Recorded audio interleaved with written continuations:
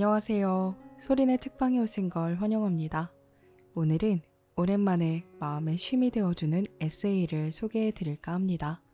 바로 김유은 작가님의 모든 사람에게 좋은 사람일 필요는 없어 라는 책입니다. 혹시 나와 마주치는 모든 사람에게 잘 보이려 했던 사회 초년생의 경험이 있으신가요? 혹은 학기 초 같은 반에 배정된 모든 친구들과 친해지기 위해서 진짜 나의 모습을 감추었던 경험이 있으실까요? 사실 저에게는 있어요.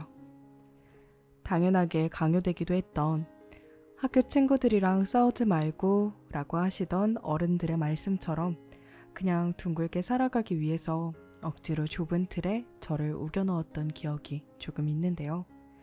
이 책에서는 살아가면서 만나게 되는 많은 사람들 중에 자연스럽게 흘러가게 되는 사람들이 있고 나에게 머물게 되는 사람들도 있으며 머물러 있다고 해도 어느 순간 다시 흐름과 함께 멀어지는 사람도 있다는 것을, 그건 나의 잘못도 그 사람의 잘못도 아닌 그냥 그런 연일 뿐이었다는 걸 알게 해주는 이야기들이 담겨 있습니다.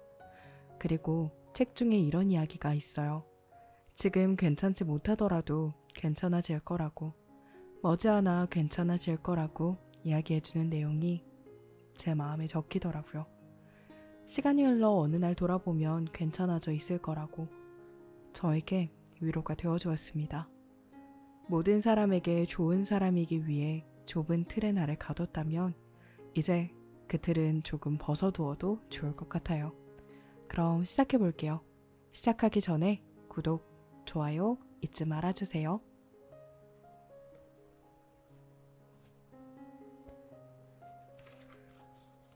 첫 번째 글은 작가의 말입니다. 이 부분을 빼놓고 지나갈 수가 없더라고요. 읽어볼게요. 10년을 알고 지냈던 친구와 크게 다투었던 날 알았습니다. 인간관계에서 영원함은 약속할 수 없다는 것을. 친척에게 날카로운 간섭을 듣고서 속상했던 밤에 깨달았습니다. 나를 위하는 척 했던 말이 정작 나를 위하지 못한다는 것을. 믿고 따랐던 상사에게 배신을 당했던 날 다짐했습니다. 타인을 보이는 모습 그대로 전부 믿지 않겠다고.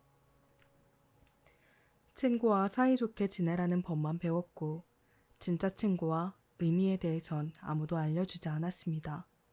예의 바르고 착한 사람이 되라는 말만 들었고 무례하고 못된 사람과 어떻게 지내야 하는지 배우지 못했습니다. 사람과 사람이 관계를 맺고 지내는 것이 너무 어렵고 무서웠습니다. 부딪혀보고 다치고 울기도 하면서 알았습니다. 인간관계라는 것은 유동적이고 그만큼 주관적이었습니다.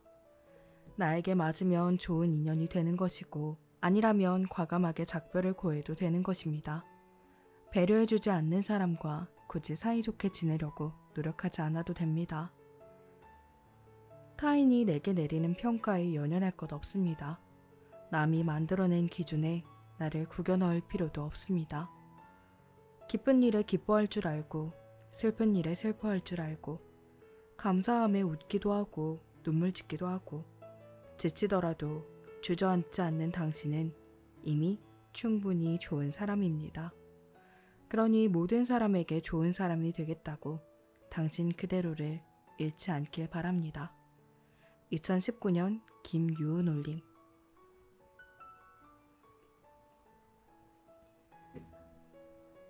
정말 타인의 평가를 신경 쓰지 않는다.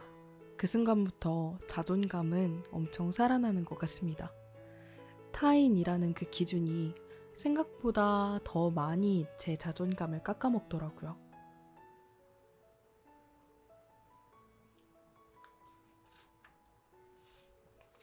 다음 글은 자신에게 너그러워지기 어렵다면 이라는 글입니다. 그냥 한번 넘어가도 좋다. 실수 한 번으로 그동안의 모든 노력을 헛된 취급하지 않아도 된다. 툭 튀어나온 돌부리를 잠깐 보지 못해서 발이 걸려 넘어진 것 뿐이다.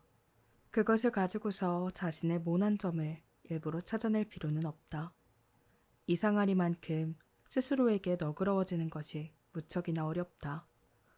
과거의 나를 가지고서 질책할 것도 없고 아직 오지 않은 미래의 내 모습을 상상하면서 서두를 필요도 없다. 이제부터 해나가면 되는 것이고 차근차근 시작하면 되는 것이다. 숨 한 번 깊게 들이쉬고 조금의 여유를 가져도 된다. 부지런히 어여쁘게 걸어가는 지금의 나를 잘하고 있다고 나의 오늘을 너그러이 안아주어도 된다. 잘 걸어가고 있으니까 조금의 여유는 가지며 살아가기를. 여유를 가지고 산다. 나를 다그치지 않고 여유롭게 바라본다. 저는 이게 참 어렵더라고요.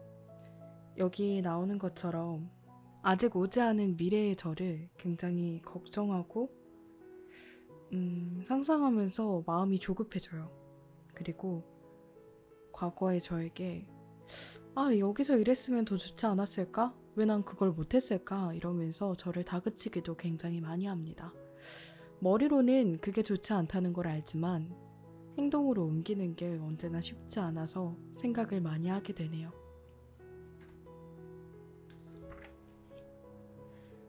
다음 글은 괜찮아의 숨겨진 말이라는 글입니다. 괜찮다는 말 한마디에 숨겨야 하는 감정들은 꽤나 무겁다. 승진 누락, 가족과의 갈등, 갚아야 하는 대출이자, 누군가가 건네주는 위로의 말도 더 듣고 싶지 않은 답답한 마음에 괜찮다는 대답으로 어물쩍 넘어가 버린다. 잘 지낸다는 말에 눌러 담아야 하는 현실은 텁텁하기만 하다. 30이 넘어선 나의 모습은 상상했던 것과는 한참이나 다르다. 부모님과 친구들의 애정어린 걱정을 듣고 있는 것이 이젠 버겁기만 해서 잘 지낸다는 가벼운 웃음으로 애써 지나간다. 괜찮지 않을 정도로 힘든 일이 연달아 일어나고 잘 지내지 못할 정도로 나를 슬프게 하는 것들이 늘어났다.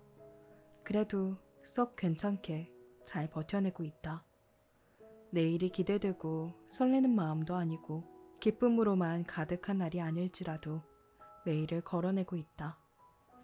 어딘가에서 나와 같은 이런 하루를 어여쁘도록 열심히 버텨낸 당신도 무척이나 고생했다. 참 잘 걸어주어서 고맙다. 괜찮다라고 이야기하는 대부분의 것이 괜찮지 않을 때가 있죠. 그럴 때도 있어요. 나 스스로는 괜찮다라고 생각했는데 누군가 별다른 말 없이 건네준 한마디에 눈물이 터진다거나 내가 괜찮지 않았구나 라는 걸 깨닫게 되는 순간도 있더라고요. 나 스스로도 괜찮다라는 말에 속아 넘어가는 일도 간혹 있습니다. 진짜 내 감정을 바라보는 게 굉장히 중요하다고 생각해요.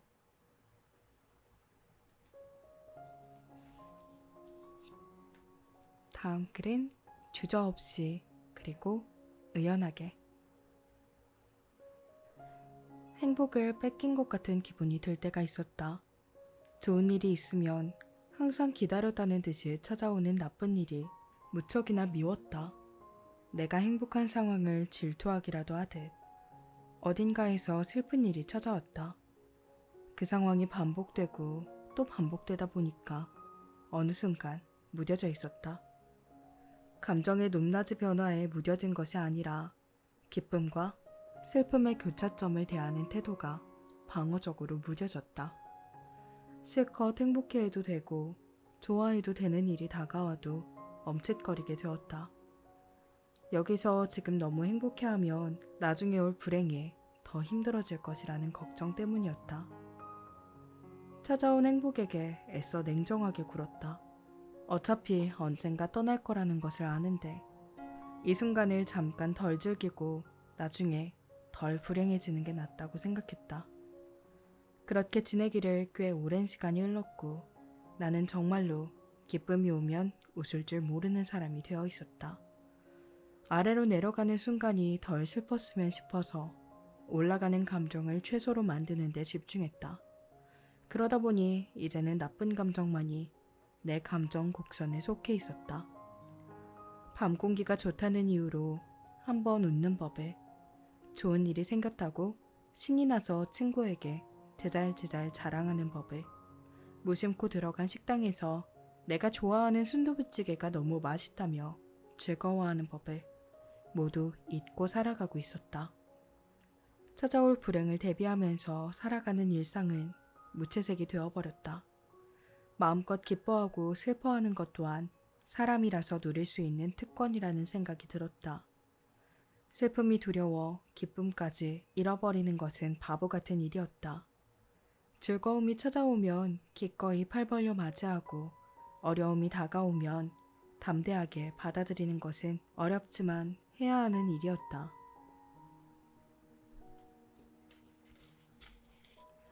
다시금 크고 작은 감정들에 섬세하게 반응하고 또 받아들이는 연습을 하고 있다. 웃어야 할 일에 웃고 슬퍼할 일에 눈물 지을 수 있는 그 인간다움을 느끼는 중이다. 독자님들이 가끔 보내주시는 응원 메일에 행복함으로 하루를 채우고 서점 사이트 도서 리뷰칸에 적어주는 정성스러운 감상문에 하루를 기쁨으로 보관한다. 어쩌면 내일 당장 찾아올지 모르는 아득한 슬픔이 오더라도 다시 살아낼 수 있는 이유는 다시 찾아올 행복 때문일 것이다. 독자분께서 책을 가져오셔서 사인을 부탁하시면 사인과 함께 꼭 적어드리는 문구가 있다. 나는 진심으로 나의 모든 독자님께서 기뻤으면 좋겠고 혹시라도 어느 날 슬픔이 오더라도 다시금 기쁜 일로 덮어내시길 바라는 마음이다. 기쁜 일은 주저없이 즐기시고 슬픈 일은 의연하게 넘기시길. 행복한 일을 행복하게 받아들이는 건 정말 좋은 일이에요. 내가 지금 행복하다는 걸 자주 느낄수록 제 감정이 건강해지고 있다는 걸 느껴요. 물론 행복하지 않은 일에 행복하다고 하는 건 거짓말이지. 근데 진짜 별거 아니고 오늘 녹음하는데 발음이 잘 돼. 이거 행복해 라고 할 수도 있는 일이겠죠. 그렇게 사소한 행복들을 자주 만드는 게 정신 건강에도 되게 좋다고 합니다.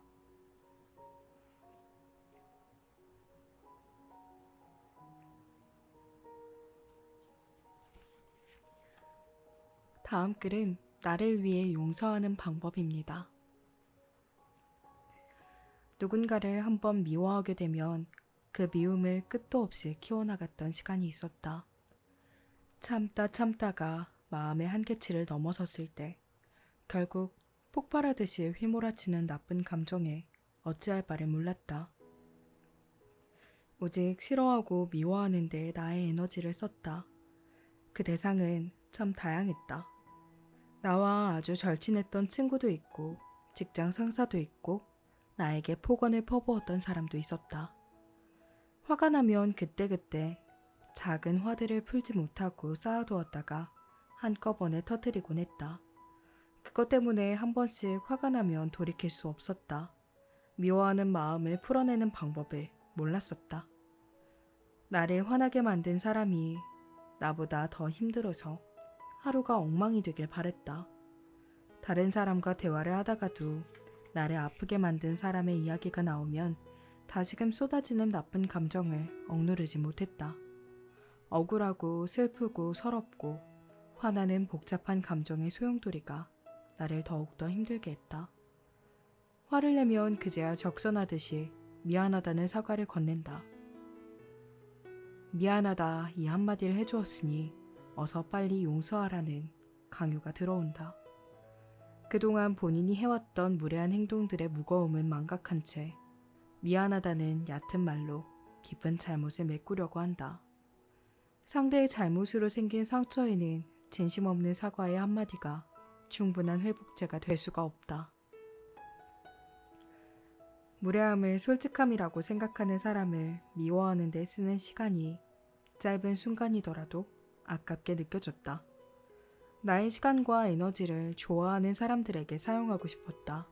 미움이나 원망 같은 감정들 때문에 내 옆에 있는 사람과 웃을 수 있는 시간을 뺏기고 싶지 않았다. 나를 위해서 용서를 해야 했다.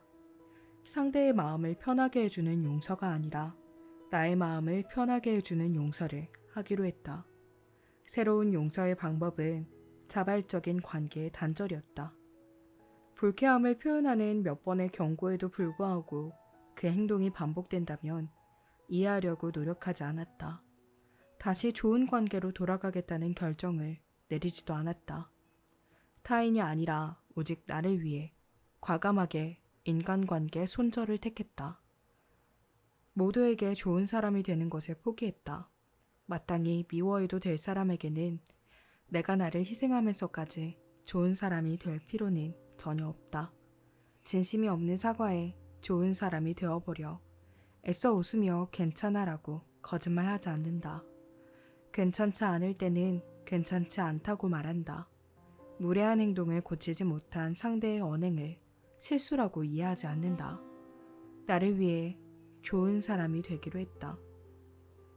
나의 시간과 행복을 위해 마음을 쓰는 법을 알게 되었다. 그들이 웃으면 나도 함께 행복해지는 가족, 애인, 친구를 위해 사용한다. 누군가를 미워하고 억지로 용서하는 데 쓰느라 소진해버렸던 에너지들을 모아 더 근사한 일들을 하는데 사용한다. 동생과 한강에 가서 바람을 쐬고 온다던가 애인과 같이 그림을 배운다던가 독자분들께 닿을 글을 쓴다거나 오랜 친구와 이야기를 나누는 것처럼 소중한 일에 행복한 에너지를 쓰는 법을 알았다. 더 나은 사람이 되고 싶어지는 날들이다. 내가 좋아하는 사람들에게는 더 오래 함께 즐거워지고 싶어서 더욱 고심하고 신중하게 살아간다. 좋아하는 사람들을 위해 잘 살아가고 싶은 그런 오늘이다. 타인이 아니라 오직 나를 위해 과감하게 인간관계 손절을 택했다. 누군가를 미워하는 데 쓰는 에너지.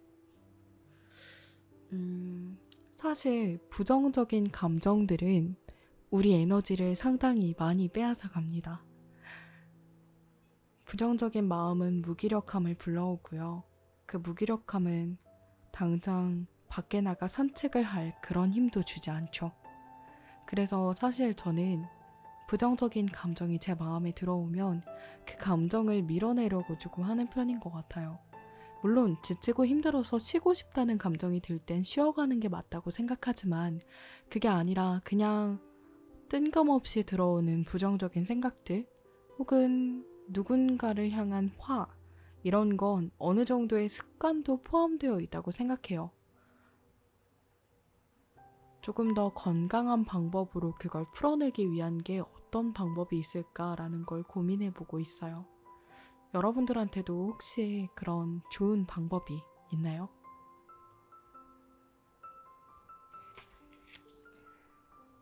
다음 글은 머지않아 괜찮아지는 일만 남았다 라는 글입니다. 작가가 되기 전에 서점이나 도서관에 가면 비문학 코너보다는 문학 코너에서 대부분의 시간을 보냈었다. 책장에 있는 책들도 시집과 소설이 더 많은 양을 차지했다. 가끔 대형 서점의 평대에 올라와 있는 에세이 책을 보더라도 큰 공감을 하지 못하는 때가 있었다. 위로의 글을 찾아서 읽어야 버틸 수 있는 심정을 그때의 나는 알지 못하고 지냈다. 별일 없이 작은 파도만 일었던 나의 바다에 거대한 태풍이 몰려왔다. 나쁜 일이란 것은 잠잠해질 겨를도 없이 쉬지 않고 몰아치듯 연달아 나타나는 얄궂은 것이었다. 아빠는 갑자기 아프셔서 병원에 입원을 하게 되셨고 엄마도 허리 디스크로 한동안 누워 계셔야 했다. 그리고 내가 준비해오던 시험의 불합격 소식도 함께 들려왔다. 평소에 나였다면 크고 든든한 아빠의 품에서 시험에 떨어졌다는 속상함을 토로했을 것이다. 아빠는 내 뒷머리를 쓰다듬어주면서 걱정할 것 없다고, 천천히 가도 되니 서두를 것 없다고 위로해줬을 날이었다. 그러나 현실은 중환자실의 면회 시간에만 아빠를 잠깐 만날 수가 있었다. 우리 딸 속상하겠다고 이것저것 내가 먹고 싶어하는 음식을 만들어줄 엄마였지만 그때의 엄마는 잠깐 몸을 일으키는 것조차 할 수 없었다. 환자복을 입고 있는 아빠의 앞에서 눈물을 흘리지 않는 법을 알아야 했고, 누워서 미안하다고 말하는 엄마에게 손톱 자국이 손바닥에 가득할 때까지 꽉 쥔 주먹으로 울음을 참는 법을 터득해야 했다. 마음이 너덜너덜해질 정도로 힘이 들었다. 누구 때문도 아니고 갑작스럽게 찾아온 상황 때문에 만들어진 힘듦은 아주 견디기 버거운 것이었다. 아빠가 보고 싶은 마음에 들어간 서재방에서 우연히 발견한 수필집 한 권을 집어들었다. 아빠가 책을 읽으시던 흔들 의자에 앉아서 책의 절반 정도를 순식간에 읽었다. 책 속에서의 누군가가 살아온 삶이 나와 비슷하다는 이유만으로도 그것은 나에게 큰 위로가 되어줄 수 있었다. 누구에게나 찾아오는 어려움이라는 걸 알고 있지만 나만이 홀로 견디고 있는 것이 아니라는 사실만으로도 힘이 생겼다. 그 작가가 건네준 괜찮다는 말 한마디로 괜찮아질 순 없지만 언젠가 나도 괜찮아질 것 같았다. 아빠가 중환자실에서 일반 병실로 옮겨지고 다시 퇴원할 때까지 나는 아빠의 서재에 가서 그의 손때가 묻은 책들을 읽었고 틈틈이 나의 이야기도 적어갔다. 정말로 나는 괜찮아졌고 아빠도 엄마도 모두 괜찮아졌다. 누군가 나에게 왜 글을 쓰냐고 물어보면 오늘의 나는 이렇게 답한다. 지금은 괜찮지 못한 사람에게 괜찮아질 것이라고 말해주고 싶어서 쓰는 것이라고. 그리고 당신도 머지않아 괜찮아질 것이라고. 비가 오는 날들이 요즘 계속됐죠. 갑자기 비가 내리고 그 비가 그치고 해가 뜨기도 하고 또 비가 내리고 하루 종일 우중충하다가 비가 내리고 그런 날들이 계속될 것 같지만 어느 날은 해가 떠요. 그 당연한 이치를 힘들 땐 잊게 되기도 합니다. 이런 기억들을 자꾸 간직해 나가면 진짜 힘든 상황에 큰 도움이 된다고 생각합니다. 여러분들께도 그런 힘듦이 찾아왔을 때 버텨나갈 수 있는 그런 조금 슬픈 마음을 상쇄해 줄 수 있는 기쁜 기억들이 생겼으면 좋겠어요. 그리고 그 기억들을 읽으면서 기다리다 보면 언젠가 괜찮아지는 날이 올 거라는 것도 알게 되면 좋겠네요.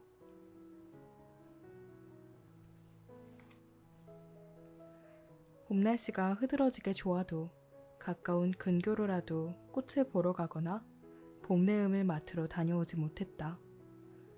내년이면 또 다가올 봄이고 그 다음 해에도 다시 만날 걸 알고는 있지만 유난히 이 계절만 되면 마음이 간질간질하다. 놀러 가보고도 싶고 곧 지나가 버릴 이 날씨를 만끽하고 싶어지기도 한다. 미세먼지도 없는 그런 날 책상 옆으로 보이는 창밖을 힐끔거렸다. 벚꽃도 집 근처 공원에서 본 몇 그루의 꽃나무가 전부였다. 이러다간 봄이 다 져버린 뒤에야 그때 시간을 내어 나가볼걸 하고 후회할 것 같았다. 옷장에는 얼마 전 애인이 선물해준 예쁜 원피스가 걸려있다. 새 옷이 있으면 그 옷을 입고 놀러가고 싶은 마음이 생기는 것은 당연했다. 저녁에 있는 스피치 강의를 하러 가기 전에 잠깐 비어있는 시간이 있었다. 오늘은 꼭 놀러 가자고 해야 할 것 같았다. 나보다 훨씬 더 바쁜 사람이지만 일을 미뤄서라도 같이 놀자고 애인에게 서둘러 문자 메시지를 보냈다. 오늘 저녁에 스피치 강의하기 전에 놀러 가요. 어때요? 그도 기다렸다는 듯 바로 답장이 왔다. 좋아요. 내가 어디 가면 좋을지 알아봐 둘게요. 급하게 성사된 봄나들이에 들뜨는 마음이었다. 2시간이 채 안 되는 시간이었지만 봄이 다 지나가기 전에 즐기기엔 충분한 시간이었다. 선물 받았던 원피스로 갈아입고 오랜만에 아이섀도우와 블러셔를 바르고 나왔다. 애인은 퇴근 후라 피곤함을 감출 순 없었지만 설레어 보이는 기분 좋은 표정이었다. 그는 출발하기 전에 일정에 대한 짧은 안내를 해주었다. 스피치 강의하는 곳 부근에 있는 분위기 좋은 작은 카페라고 했다. 그곳에서 커피를 마신 후 그 근처에 있는 떡볶이 맛집에 가서 떡볶이와 튀김을 먹는 것이 우리의 2019년 봄나들이었다. 혹시 쌀쌀할지 몰라서 챙겨온 겉옷을 한 손에 걸쳐 들고 손깍지를 끼고서 걸어도 춥지 않은 날씨였다. 봄 향기가 물씬 풍겨왔다. 불꽃 향기와 옅은 자동차 매연 냄새, 그리고 포근한 봄이 섞인 특유의 향기였다. 카페에 도착하고서 야외 좌석에 자리를 잡고 앉았다. 봄이다. 마주 앉은 애인의 한마디에 나도 웃으며 고개를 끄덕였다. 봄이었다. 해의 시작은 1월이라고 하지만 이상하게도 나는 봄이 되어야 뭔가를 시작하는 기분이 들곤 한다. 봄부터 겨울까지 사계절이 쉬지 않고 걸어왔고 다시 또 맞이하는 이 계절이 참 좋다. 추운 겨울과 무척이나 더울 여름 사이에 잠시 쉼표처럼 머물러준 이 시간이 소중하다. 평소에 안 바르던 블러셔와 처음으로 입는 새 옷이 잘 담기는 인증사진을 한 장 찍었다. 분홍빛 가득한 벚꽃나무 아래는 아니고 사방이 푸른빛인 잔디밭은 아니지만 충분했다. 다음 봄이 올 때까지 날마다 최선을 다해 살아갈 나에게 선물 같은 시간이다. 따뜻해진 봄바람을 맡으며 아이스 아메리카노를 함께 마시는 것만으로도 충분했다. 더없이 근사한 봄나들이었다. 그리고 설렘 가득한 새로운 출발이었다. 다 잘 될 거라는 마음으로 다시 걸어갈 준비를 했다. 봄에 피어난 새싹이 여러 해를 돌아 조금 더 자라있는 작은 나무가 되려면 긴 시간을 버텨내야 한다. 매몰차게 쏟아지는 비도 견뎌내야 하고 타들어갈 것 같은 태양의 뜨거움도 참아야 한다. 얼어버릴 것 같은 추위도 견뎌내야 다시 봄이 온다. 단단하게 잘 나아가기 위한 충전을 모두 끝냈다. 다 잘 될 거다. 우리가 걱정하고 불안해하는 것이 나중에 우습게 느껴질 정도로 웃는 일이 더 많아질 것이다.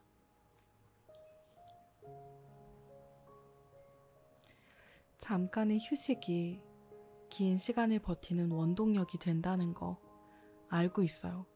그래서 틈틈이 시간 나는 대로 저의 에너지를 충전하는 일들을 하나씩 하고 있습니다. 그게 굉장히 중요한 것 같아요. 아무리 바빠도 잠깐이라도 나에게 그 시간들을 버텨낼 행복한 일을 충전하는 건 아주 도움이 됩니다. 다음 글은 빠르지도 느리지도 않은 사랑입니다. 내가 몰랐던 애인의 새로운 점을 하나씩 찾아가고 있다. 연애 초반부터 떡볶이를 잘 먹어서 이 남자는 떡볶이를 나만큼 좋아한다고 생각했다. 그렇게 지금까지 지나왔는데 얼마 전에 몰랐던 점을 알았다. 그는 나를 만나기 전까지 떡볶이를 안 좋아하는 사람이었다고 고백했다. 같이 먹다 보니까 떡볶이라는 음식이 좋아진 것이라고 머쓱하게 웃으며 말했다. 거의 매주 주말마다 예쁜 카페를 찾아서 그와 같이 다니곤 했다. 커피를 좋아하는 나를 위해 커피가 맛있는 집을 찾아주기도 했고 분위기가 특별한 곳을 알아내어 함께 다니기도 했다. 금세 커피를 다 마시고서도 한참이나 도란도란 이야기를 나누었던 그를 보며 나는 당연히 나처럼 카페를 좋아하는 사람이구나 싶었다. 큰 로스팅 기계가 있던 카페에 갔던 날 그가 말했다. 카페에서 오래 앉아있는 거 못 견뎌 했는데 자기랑 이렇게 있으면 참 좋다. 이 남자는 이런 사람이다. 항상 사랑을 고백하면서도 더 사랑을 주지 못해 미안하다는 말을 덧붙이는 남자이다. 지나온 시간을 뒤돌아보면 마냥 웃음이 나오는 것도 다 이 사람 덕분이다. 우리가 함께 걸어온 길에 작은 돌부리도 조그마한 물웅덩이도 없이 늘 평온하기만 해서 우린 운이 좋은 커플이라고 생각했다. 내가 숨을 고르기 위해 길가에 앉아있을 때마다 그는 길 앞으로 달려가 길을 미리 다져놓았던 것이다. 비가 와도 바람이 세게 불어도 항상 평평해서 걷기 좋은 길이었던 이유는 이 사람 덕분이었다. 나는 요즘 사랑에 대해서 자주 생각한다. 마음에 품게 되는 사랑이라는 감정은 어떤 모습일까? 고민하다 보면 자연스럽게 그를 생각한다. 고깃집에 가면 항상 나를 위해 고기를 더 작게 잘라서 굽는다. 쇼핑몰에서 우연히 내가 좋아하는 스타일의 옷이 보이면 나 몰래 장바구니에 담아두곤 한다. 라면을 끓일 때 긴 면을 선호하지 않는 나를 위해 면을 2번 잘라서 넣는다. 내가 오늘 무엇이 달라진 것 같냐고 물어보면 요리조리 다급한 눈동자로 어제와 다른 내 립스틱 색깔을 알아맞혀준다. 같이 발맞추어 걸어가는 모든 순간에서 그가 보여준 마음을 생각한다. 서로가 서로에게 당연하게 내어주는 옆자리를 항상 감사하게 여기며 살아간다. 손 내밀면 마주 잡는 손의 따뜻함을 소중히 잡는다. 대부분의 사람은 긴 연애의 단점으로 사랑이라는 감정 또한 무뎌진다는 것을 꼽는다. 그 무뎌짐이 만들어주는 것은 더 동그랗고 예쁜 사랑의 모양이다. 뾰족해서 불안하고 아슬아슬해서 긴장감 있는 사랑이 오랜 시간으로 다듬어져 동글동글한 형태가 된다. 부드러운 애정의 모양은 푹 안길 수 있는 안정감 있는 사랑이다. 처음 연애를 시작했던 날처럼 어떤 영화를 좋아하는지, 무슨 노래를 즐겨 듣는지 궁금한 점은 없어졌다.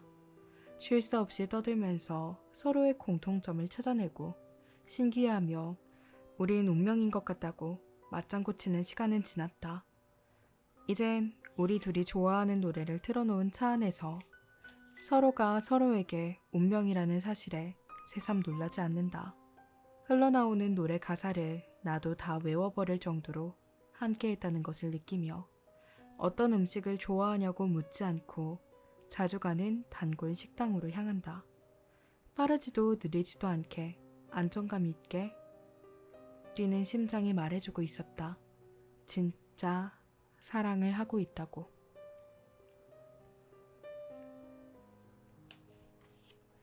다음 글은 오래 듣고 싶은 이야기라는 글입니다. 외할머니를 뵙고 오는 길에 앨범에 담긴 그녀의 사진들을 계속 바라보았다. 그녀는 입버릇처럼 이제 죽을 때가 되었다고 말하곤 했었다. 그 말을 들으면 오래오래 나랑 같이 데이트하면서 건강하게 살자고 말하면서 넘겼던 말이었다.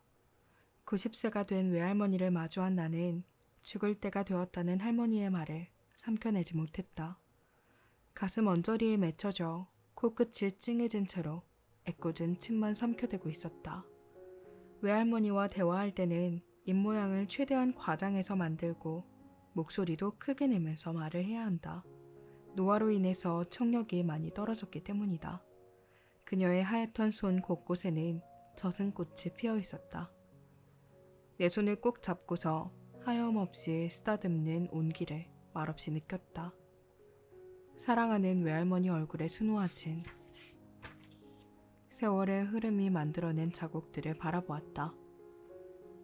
당연한 일이라는 걸 알면서도 서운하고 울적해지는 마음은 감출 수가 없었다. 외할머니는 혼자서 잘 걸어 다닐 수 있고 밥을 맛있게 먹을 수 있어서 감사하고 즐거운 삶이라고 말했다. 그녀는 어린아이가 된 것처럼 많은 이야기를 해주었다. 노래교실에서 요즘 배우는 노래는 어떤 것인지 흥얼거리며 노래를 불러주기도 하고 새로 사귀게 된 친구는 어떤 사람인지 소개해주기도 했다. 외할머니는 날마다 무슨 운동을 하면서 지내고 있는지 칭찬받고 싶어하는 아이처럼 자랑했다. 그리고 그녀의 방 액자에 있는 내 사진을 바라볼 때마다 내가 얼마나 많이 보고 싶었는지 그간 쌓아두셨던 그리움을 말로 다 토해내셨다. 외할머니, 외할아버지께서 5살의 나에게 붙여주신 별명은 쫑알이었다. 병아리처럼 쫑알쫑알 말을 한다고 해서 생긴 별명이다. 내가 외가에 놀러가는 날이면 일찍부터 차고 문을 열어놓으신 채로 도착하기만을 기다리셨다고 한다. 마당을 지나 대문 앞까지 나와서 나를 기다리고 계셨던 두 분은 쫑알이 왔구나 하면서 꼭 안아주시곤 했었다. 쫑알이었던 나는 외할머니께 말하는 것보다 듣는 것을 더 좋아하는 소녀딸이 되었고 이젠 그녀가 쫑알이가 되어 있었다. 외할머니는 나의 어릴 적 모습처럼 나에게 이야기를 쫑알쫑알 끊이지 않고 말했다. 외할머니의 이야기가 몇 번을 들어도 재미있는 이유는 그녀의 목소리로 해주는 이야기이기 때문이다. 외할머니의 기억 안에서 나의 어린 시절부터 엊그제의 내 모습이 곱게도 보관되어 있었다. 나의 성장 과정을 그녀의 목소리로 듣는 것은 무척이나 행복한 순간이다. 내가 집으로 돌아가야 하는 시간이 언제인지 자꾸 물어보았다. 조금이라도 더 오래 함께하고 싶은 마음에 조급해했고 아쉬워했다. 나는 시간을 내어서 조만간 꼭 오겠다고 그녀에게 약속하고서는 꼭 안아드렸다. 핸드폰을 꺼내서 카메라로 나란히 셀카를 찍었다. 움직이는 모습도 담고 싶어서 짧은 동영상도 함께 촬영했다. 외할머니는 다 늙은 모습을 왜 찍는 것이냐고 말은 그렇게 하면서도 카메라를 향해 미소를 지어 보였다. 나는 그녀가 보고 싶을 때마다 볼 거라고 대답하며 몇 장 더 찍어두었다. 내가 가야 할 시간이 되자 외할머니는 서운한 기색을 숨기지 못했다. 아쉽다는 말만 되풀이하셨다. 그저 건강하고 행복해야 한다고 나에게 당부했다. 나는 그녀를 꼭 끌어안으며 사랑한다고 말했다. 시간이 지남과 동시에 세월의 흐름은 당연하지만 야속한 마음뿐이었다. 그녀를 보고 싶어도 볼 수 없는 시간이 오게 되면 무척이나 슬퍼질 것만 같아 나는 담담하게 그리워할 연습을 하는 중이다. 그녀와 함께 찍은 사진을 보면서 보고 싶은 마음에 너무 많이 서러워하진 않도록 단단한 마음으로 보고 싶어 할 준비를 하고 있다. 아주 오래 사랑하는 외할머니의 이야기를 듣고 싶다고 소망하면서. 사실 연세가 이제 많이 드셔서 돌아가시게 된다면 지금 이 작가님이 이야기하시는 것처럼 어느 정도 마음의 준비는 할 수 있어요. 하지만 사람 인생이 언제 어떻게 될지 모르는 거잖아요. 저는 그래서 사실 사진보다는 동영상을 찍어두는 걸 좋아해요. 그 사람의 목소리나 말투, 표정이 드러나는 영상을 좋아합니다. 잠깐 보이고 마는 게 아니라 얼굴보다는 나중에 목소리가 듣고 싶어지더라고요, 저는. 얼굴은 사진을 통해 많이 남아있지만 목소리는 남아있는 게 없어요. 그 사람의 말투가 어땠는지, 목소리가 어땠는지 그런 건 기억에서 너무 빨리 사라져 버리더라고요. 다시 찾고 싶어도 찾을 수 없어서 그게 너무 아쉬운 마음이 들었었어요. 그래서 저는 동영상을 추천합니다. 언제든 되돌아볼 수 있도록.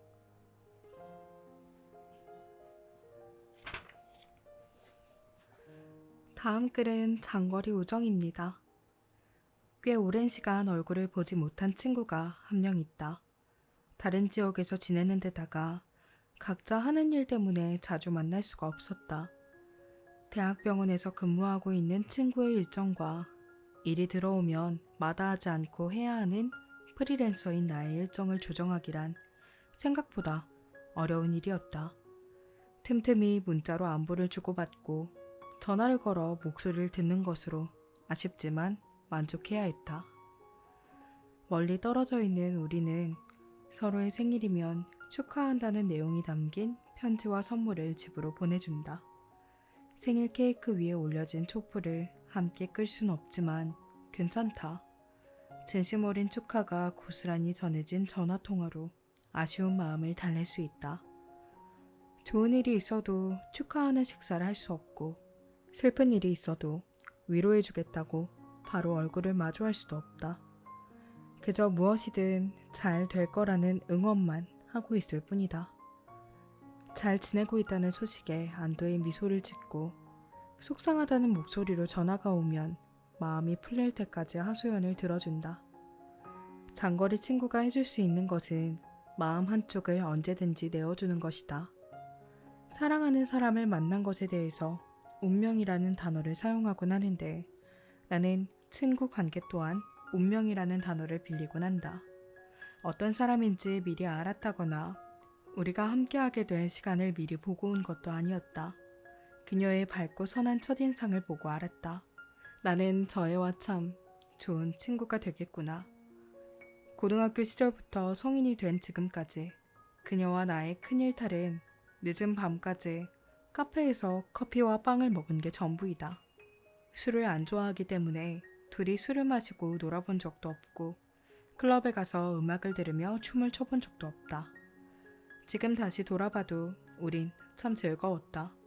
만나면 할 말은 많고 시간은 무심하게도 빨리 갔다. 그녀와 헤어지고 집에 돌아가는 길은 늘 아쉬웠다. 밥 먹고 카페를 가고 다시 나와 다른 카페로 향했다. 분위기 좋은 카페로 자리를 옮기면서 2차, 3차까지 함께하고 놀았던 날이 대부분이었다. 둘이 더 많은 이야기를 하고 싶은데 시간이 부족할 것 같으면 예매해 두었던 영화를 취소할 정도로 대화를 나누는 시간을 소중했다. 성인이 되어도 둘 다 통금 시간이 있던 탓에 대학생 시절 방학이면 오전부터 만나곤 했다. 하루는 바닷가에 가서 노을을 보기로 약속했던 날이었다. 하필이면 그날 아침부터 굵은 빗줄기가 쏟아졌다.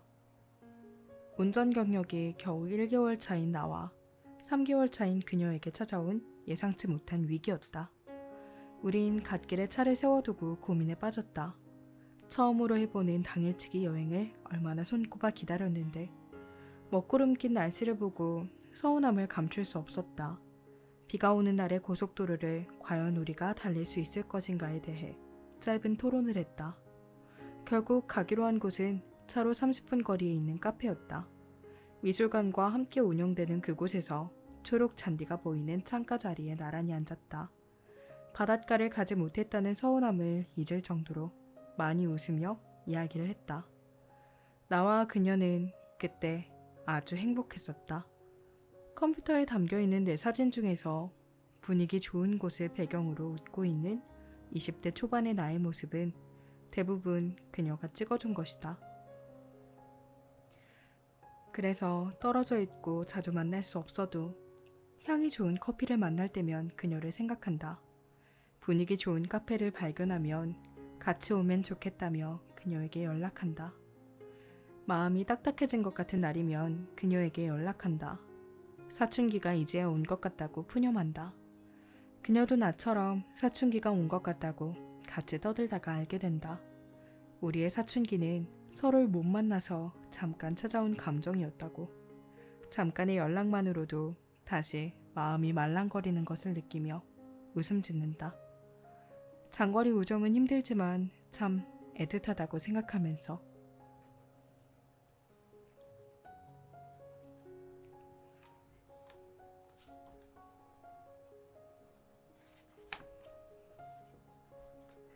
다음 글은 함께할 친구라면 이라는 글입니다. 나에게는 단짝 친구인 애인을 제외하면 5명의 친구가 있다. 동갑내기 2명, 언니 2명, 동생 1명으로 이루어진 내 친구들이다. 고등학생 때부터 알고 지냈던 친구도 있고 성인이 된 후에 문학 모임에서 만난 언니도 있다. 모두 다른 취미와 식성을 가지고 있지만 꽤 오랜 시간을 함께 지내오면서 불편한 점은 없었다. 아마 서로를 위해서 맞춰가는 것이 무엇보다 즐겁기 때문인 것 같다. 서로 다른 성향이나 성격은 큰 문제가 아니었다. 같이 맞춰나가는 것이 더 큰 기쁨이었다. 나는 언니와 함께 술잔을 기울여줄 순 없어도 술 한 잔에 털어넘기는 그녀의 고민을 위로할 수 있었다. 여행이 취미인 친구는 여행을 자주 안 다녀본 나를 위해 가까운 관광지부터 같이 다녀보기로 했다. 일정을 세우는 걸 중요시하는 동생과 놀러 갔을 땐 정해진 시간마다 다음 목적지로 출발하자는 약속을 지켰다. 처음부터 퍼즐이 맞춰지듯 딱 맞는 성격과 습관을 가진 친구는 없었다. 내가 아닌 존재는 당연히 나와 같을 수 없다는 것을 인정한 관계였다. 내가 하는 게 정답이 아니고 내 방식을 모두가 따라야 한다는 생각을 접는 게 친구 사이에서 가장 중요한 사실이다. 웬만한 일은 내가 참는 게 편하다는 생각 때문에 나와 맺어진 연을 꾸역꾸역 이어갔던 적이 있다. 내 성격이 원래 이래 라는 이유로 본인의 뜻을 맞춰달라고 하는 사람이 있었다. 비수가 되는 말들을 아무렇지 않게 하면서 나는 원래 솔직해, 시원시원하게 말하는 편이야 라고 넘겨버렸다. 솔직하다는 형용사로 포장된 날카로운 말에 아파하면 내가 속 좁은 사람이 되어 있었다. 친구이기 때문에 믿고 말했던 나의 아픔이 약점이 되기도 했다.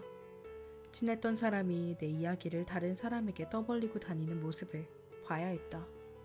어떤 사람은 나의 단점을 가지고 걱정인 척 비난하면서 다 너 걱정되고 생각해서 하는 소리야 라고 했다. 나를 위해서 해주는 쓴소리라며 무례한 말을 당연하게 내뱉었다.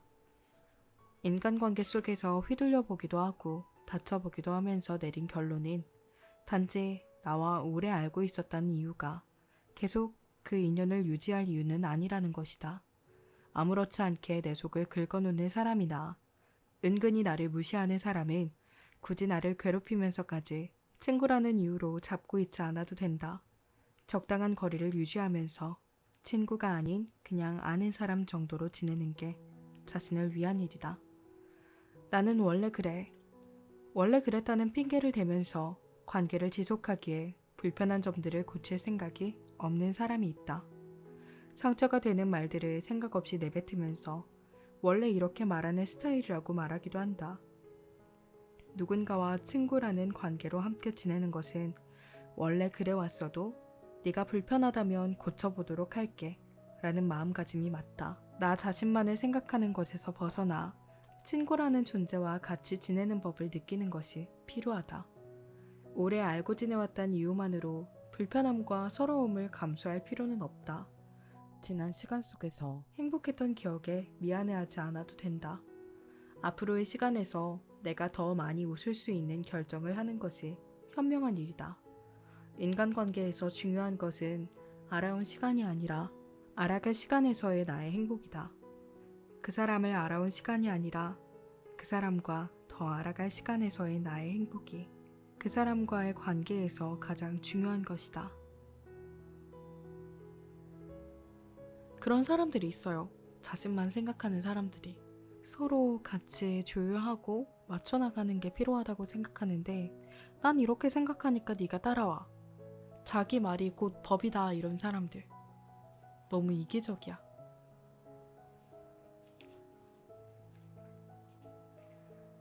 다음 글은 거절하며 살아가는 법이라는 글입니다. 여러 사람과 지내다 보면 현명하게 거절하면서 지내는 것이 꼭 필요한 일이라는 걸 알게 된다. 살아오면서 거절의 필요성을 알긴 했어도 행동으로 옮기진 못했다. 상대의 마음을 먼저 고려하려 노력했었고 이왕이면 내가 고생하는 게 더 낫다는 생각 때문이었다.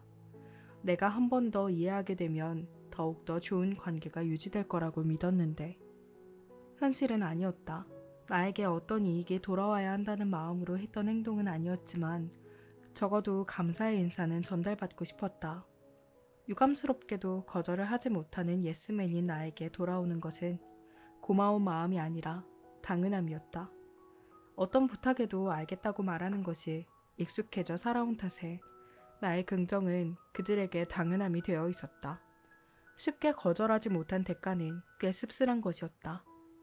저 사람은 착하니까 부탁해도 돼. 착하다는 말은 절대 나쁜 뜻이 아닌데 언젠가부터 만만한 사람이라는 뜻으로 변질되어 있었다.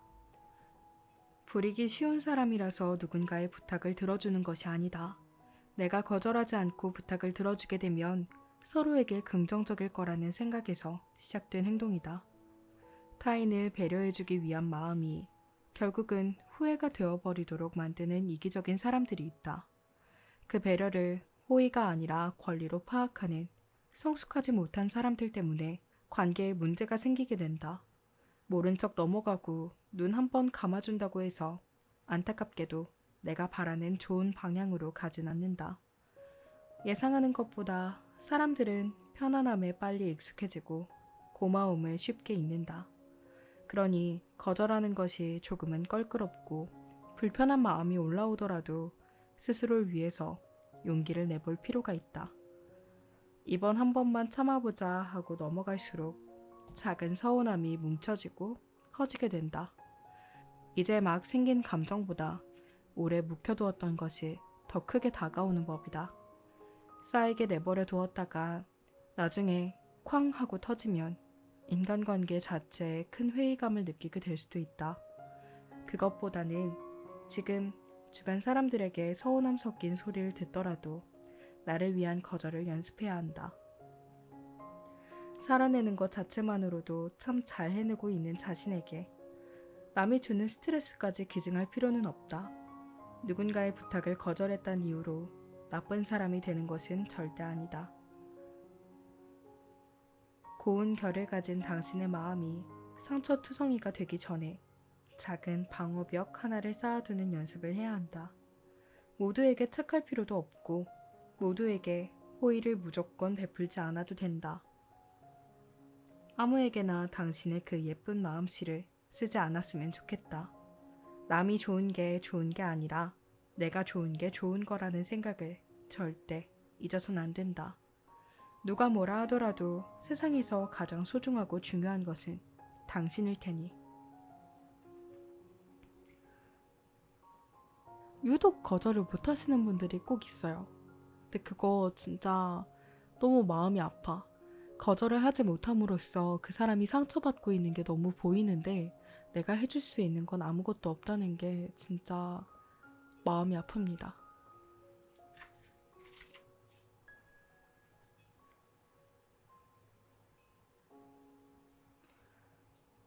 다음 글은 제가 제 주변 친구들에게 꼭 하는 말입니다. 무례한 사람에게서 멀어질 것이라는 글이에요. 후배에게 얼마 전에 썸을 타는 남자가 생겼다고 했었는데 불쾌한 일이 있었다면서 자기 이야기를 원고로 써달라는 전화가 왔다. 그녀는 선배에게 어떤 남자를 소개받게 되었다. 괜찮은 사람인 것 같아서 데이트를 이어갔고 비슷한 취미와 그의 재미있는 성격 때문에 좋은 인연이 될 수 있겠다고 생각했다고 한다. 그녀는 몇 번의 만남을 이어가던 중에 본인의 생각이 틀렸다는 것을 알게 되었다. 너무 개방된 사고를 하는 남자였던 것인지 후배가 마음에 든다고 넌지시 말하면서 전 여자친구 이야기를 꺼낸 것이다. 헤어진 이유를 설명하면서 연애 중에서 중요하게 생각하는 신념을 밝히는 예시로 사용하는 것은 어느 정도 이해할 수 있다. 하지만 전혀 엉뚱한 방향에서 이야기를 꺼낸 것이 문제였다. 전 여자친구가 졸업한 해외 외국 대학의 좋은 학벌과 직업을 자랑하듯 말했다고 했다. 이런 여자를 만났을 정도로 나는 괜찮은 남자라고 강조하면서 이야기했다. 그리고 이어지는 남자의 자랑이 가관이었다. 알고 지내는 예쁘고 몸매가 좋은 여자들과 본인이 먹었던 비싼 술을 나열했다고 한다. 자신의 생활 신념이나 생각이 아니라 예쁜 여자를 많이 알고 비싼 술집에서 술을 먹어봤다는 경험담이나 늘어놓는 남자를 호의적으로 바라볼 사람은 거의 없을 것이다. 후배는 그 자리에서 바로 박차고 나오지 못하고 끝까지 듣고 있던 본인에게 가장 많이 화가 난다고 했다. 처음 만났을 때 좋았던 느낌을 믿으며 이해해주려고 했던 게 바보 같다고 하소연했다. 사람은 신체 나이가 가지고 있는 숫자만큼 정신도 성숙해지는 게 아니다. 정신이 갖는 나이는 시간이 지나기만 한다고 해서 가질 수가 없어서 실제 나이보다 정신적인 나이가 한참 모자란 사람을 가끔 만나볼 수 있다.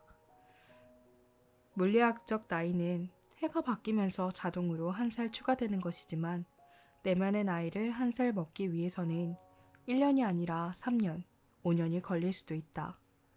후배가 소개팅에서 만났다는 남자는 그저 시간이 주는 물리적인 나이만을 갖고서 삶을 살고 있던 것 같다. 정신을 성숙하게 하기 위해서는 명상을 한다거나 근사한 수련이 필요한 것이 아니다. 간단한 자기 고찰이나 반성 정도면 충분하다. 작게나마 깊이 있는 생각을 거의 하지 않고 지내는 게 익숙해지게 되면 후배의 소개팅남처럼 상대의 마음을 생각해줄 배려심도 사라지게 되고 본인의 말이 누군가에게 줄 여파를 예상할 사고력이 없을 정도로 성장하지 못한 무례한 사람이 되곤 한다. 우리 주변에는 좋은 사람들이 더 많다. 지하철만 타봐도 누군가를 배려해주기 위한 것이 습관이 된 사람들이 대부분이다. 임산부석을 자연스럽게 비워놓는다던가 사람이 많은 지하철에서 내리고 탈 때 옆 사람과 부딪히지 않기 위해 몸을 피해주는 모습을 보면 알 수 있다. 언어 생활이나 사람 사이의 관계에서도 마찬가지다. 몸을 살짝 돌려서 피해주듯이 부딪힐 것 같은 말은 하지 않고 상대의 마음이 힘겨울 때 쉬어갈 수 있도록 한 박자 늦춰서 이야기를 들어주면 된다. 가끔 의도치 않게 만나게 된 미성숙한 사람 때문에 애끌어하며 힘들어하지 않았으면 좋겠다. 그들이 준 불쾌감이 상처가 되지 않으려면 과감히 끊어낼 줄 알아야 한다. 의도했건 하지 않았건 그들이 짧은 생각으로 던진 가벼운 말을 무겁게 담아두어서도 안 된다. 왜 나는 이런 사람을 만난 것인지 자책할 필요는 더더욱 없다. 사람을 단시간에 파악하기란 무엇보다도 어려운 것이니 못 알아챈 것은 당연한 일이다. 모든 것을 좋게만 이해하려고 하지 말고 미성숙한 인격체로서 자꾸만 나에게 불쾌감을 주는 무례한 사람이라면 과감히 선을 긋고 거리를 두는 게 맞다. 나에게 자꾸만 불쾌감을 주는 무례한 사람에게 과감히 선을 긋고 충분한 거리를 둘 것. 별표 500만 개. 나에게 무례한 사람을 그냥 받아주지 마세요. 다음 글은 자연스럽게 멀어지고 또 가까워지는 이라는 글입니다. 자연스럽게 가까워진 만큼 자연스럽게 멀어지는 것이 사람과의 연이라고 한다. 가까웠던 누군가가 새삼스러울 정도로 멀어져 있고 남처럼 드문드문하게 안부를 주고받았던 누군가와 어느새 둘도 없는 단짝이 되어 있는 것이 관계이다. 묶어짐도 끊어짐도 생각보다 쉬운 것이라서 변화하는 그 모습이 낯설지 않게 되었다. 메신저 프로그램의 친구 목록을 보고 있노라면 꽤 많은 사람의 이름이 나와 있어도 정작 메시지 창에서 대화를 주고받은 사람의 목록은 한정되어 있다. 그냥 알게 된 사람, 어쩌다 연락하게 된 지인, 전에 잠깐 다녔던 직장 동료, 한때 친했던 동기 같은 이제는 쉽게 연락하기엔 멀어진 사람들이 더 드러났다. 예상하지 못했던 곳에서 나의 모습을 마주하게 된 적이 있었다. 책을 사두고 집으로 돌아가면서 우연히 지하철 유리창에 반사되어 비춰진 내 모습을 보았다. 은연중에 20대 초반의 모습만 생각하고 지내서 그런 것인지 그곳에서 보이는 나는 조금 낯설었다. 컨실러로 가려지지 않는 눈 아래 선명한 다크서클과 꺼져있는 팔자주름의 흔적이 보였다. 내가 지내온 시간의 흐름이구나 싶었다. 잘 견뎌왔다는 대견함과 동시에 지난날의 그리움도 올라왔다. 그 시절을 함께 보낸 인연이 보고 싶어졌다. 거의 몇 년간 연락하지 못하고 지냈던 언니에게 문자를 보냈다. 언니, 잘 지내죠? 답장이 안 올 수도 있고 오더라도 조금 늦게 답장이 올 것으로 생각했는데 그녀의 메시지의 알림이 바로 들렸다. 유은아, 오랜만이야. 난 잘 지내고 있지. 보고 싶네. 즐거웠던 순간을 함께했던 그녀의 안부에 괜스레 웃음이 나왔다. 그녀와 떡볶이를 하루에 2번 먹고도 하나도 질리지 않는다면서 내일도 먹자고 약속하던 그때 우리가 생각났다. 심각한 문제로 고민하다가도 금세 새로 나온 틴트가 예쁘다는 이야기로 빠지곤 했던 어린 우리의 모습이 눈에 선했다.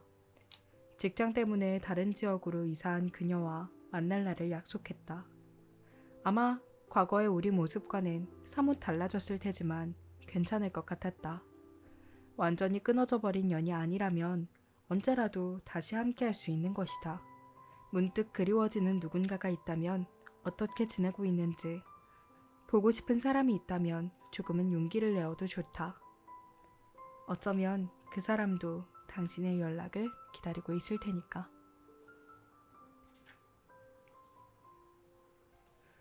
마지막 글은 주는 만큼 받지 않아도 행복할 수 있는 거야 라는 글입니다. 선물이나 호의 같은 무언가를 받는다는 게 부담스러웠다. 받은 만큼 되돌려줘야 한다는 내가 만들어낸 부담감 때문이었다. 어떠한 형태로든지 친절을 받는 것 자체로 불편함을 느꼈던 바보 같은 시절이 있었다. 친구와 식사를 하고 계산을 하려고 할 때 그녀가 나보다 먼저 계산을 해놓은 적이 있었다. 다음에 네가 밥 사줘. 자주 얼굴 보자. 그녀의 말에 얼굴은 웃으며 끄덕였지만 속은 얼마나 불편했는지 모른다. 아무리 친구라 하더라도 빚을 진 것 같은 기분이 싫었다. 친구와 근처 카페로 자리를 옮겨 음료 2잔과 조각 케이크를 샀고 집에 가서 먹으라고 친구에게 줄 빵을 여러 개 포장해서 그녀의 손에 쥐어주고 나서야 마음이 놓였다.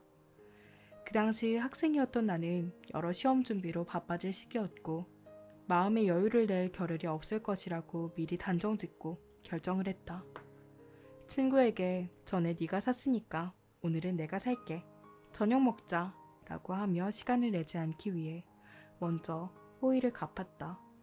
그 정도로 20대 초반의 나는 답답했던 사람이었다. 운이 좋게도 나는 주변에 참 좋은 사람들이 많았다. 타인에게 높은 벽을 쌓고 살아가는 나에게 끊임없이 벽 너머로 애정을 보내주는 언니들과 친구들이 있었다. 토익학원 강사로 일했을 때 함께 근무했던 동료 선생님이 있었는데 알고 봤더니 같은 고향 사람이었다. 대학생 때부터 서울로 와서 혼자 자취를 했던 경험이며 좋아하는 영화나 관심사가 비슷해서 빨리 친해졌었다. 나보다 나이가 많았던 그녀에게 사적인 자리에선 언니라고 부르게 되었고 언니는 항상 나에게 무언가를 주고 싶어 했다. 그녀는 여행에 다녀오는 길에 젤리를 사오기도 했고 1+1 행사를 했던 제품이라며 샤워젤을 선물해주기도 했다. 백화점에 갔는데 나랑 잘 어울릴 것 같아서 사왔다고 립스틱을 준 적도 있었다. 그럴 때마다 나도 갚아야 한다는 신념으로 비슷한 무언가를 언니에게 사서 가져다 주었다. 하루는 언니가 나에게 말했다. 주는 사람은 그저 주는 것만으로도 기쁜 거야. 기브앤테이크는 모두에게 적용되는 건 아니지 않을까? 동생이 없는 나는 그냥 네가 내 동생 같아서 예쁘고 좋아 유은아. 그뿐이야. 돌아보면 그랬다. 내 주변의 사람들은 나에게 내 생각이 낫다고 하면서 건네준 것들이 있었다. 텀블러, 체크무늬 목도리, 선크림 같은 것들 모두 그랬다. 너에게 이걸 주었으니 너도 나에게 갚아야 한다는 뜻으로 준 것은 없었다. 카페에 가서 계산하려고 하는데 보여서 자기 목도리 사다가 내 목이 휑했던 게 생각나서 피부 타입이 비슷한 나에게도 추천해주고 싶어서 같은 다정한 이유였다. 문득 내가 생각났고 내가 이걸로 작은 기쁨을 느끼길 바랐던 마음이 담긴 선물이었다.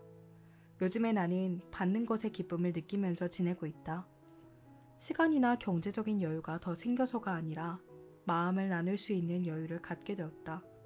여전히 대가 없는 호의는 절대 없다는 마음으로 경계심을 머금고 살지만 나를 아껴주고 내가 아끼는 사람들과 주고받는 호의는 무척이나 행복한 일이라는 생각을 하곤 한다.